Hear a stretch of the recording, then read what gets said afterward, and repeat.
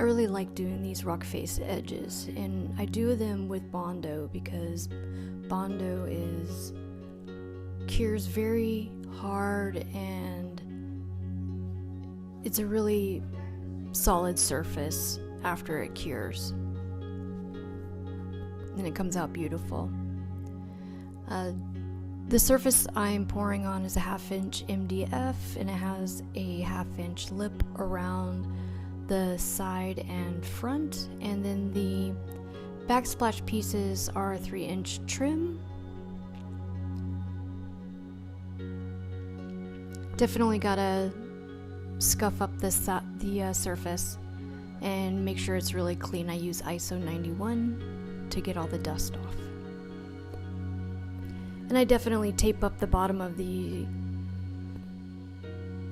trim pieces, that way dealing with the drips after everything cures is kind of a pain, so it's easier if you tape up the bottom. Mixing is absolutely the most important part of the entire epoxy project, no matter what your project is, whether it's little art pieces or what. And if you're not familiar with using epoxy, I definitely recommend a DIY friendly brand like Stone Coat. Or if you're more familiar with using epoxy and have done bigger pieces, I definitely recommend using UC Woods epoxy. Eye candy pigments are amazing. Their metallics are very bright and vibrant, and I always love using the eye candy pigments.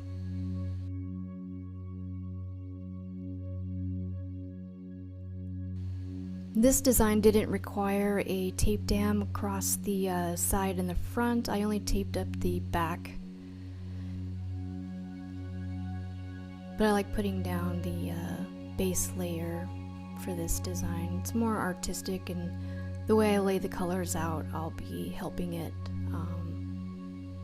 epoxy get out over the whole surface evenly.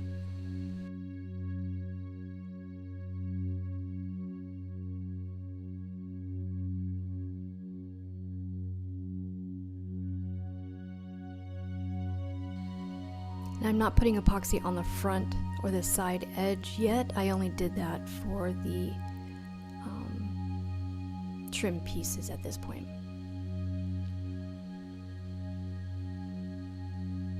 And just get my colors out in random places, and I kind of match them up to where they are on the backsplashes as well.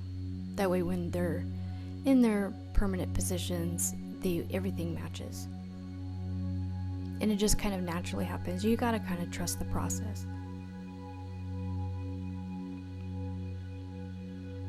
That's the icicle. I love how it just kind of pops in sparkly little spots after a project cures. And here comes like the real artsy part, putting the color into the black and grays. It's always fun.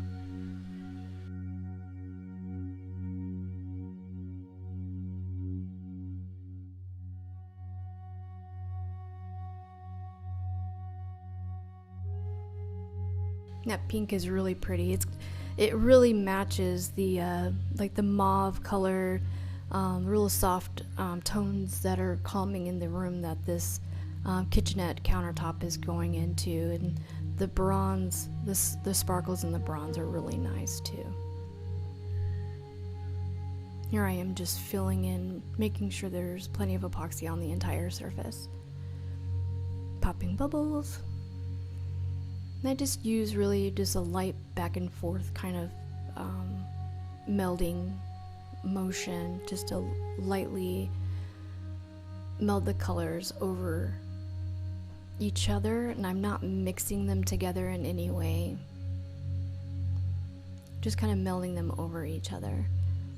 The epoxy will level out again. And the way these metallics kind of swirl together is just always so beautiful.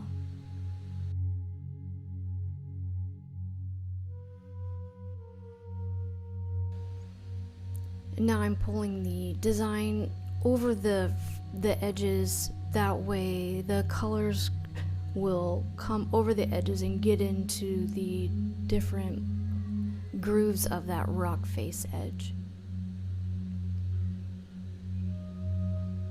I'm kind of waving that torch over the top, not making any direct contact with the epoxy itself, just kind of wake up those metallics. Now I'm dipping that melding tool, or you can use Bondo spreaders or whatever you'd like, but I dip it back into that original black that I used for the base, and just kind of add some more interest and do a light melding once again here.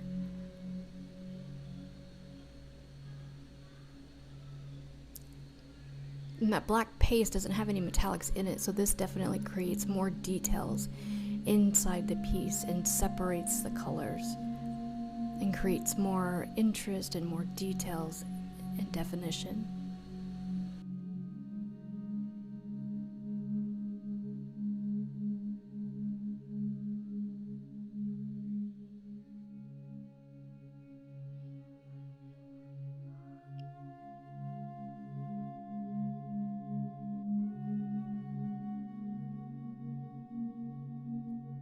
We're going to wake it up with the torch one more time, just kind of glide it across. I let it sit for a minute, but you can't tell because of editing. And then popping the bubbles with the heat gun. And here we go. I really loved how this piece came out. We'll be cutting a sink into this one. It's going to be kind of like a bar top. It'll have a bar sink in it. And there's a small refrigerator that's going to be going in it. Underneath one end.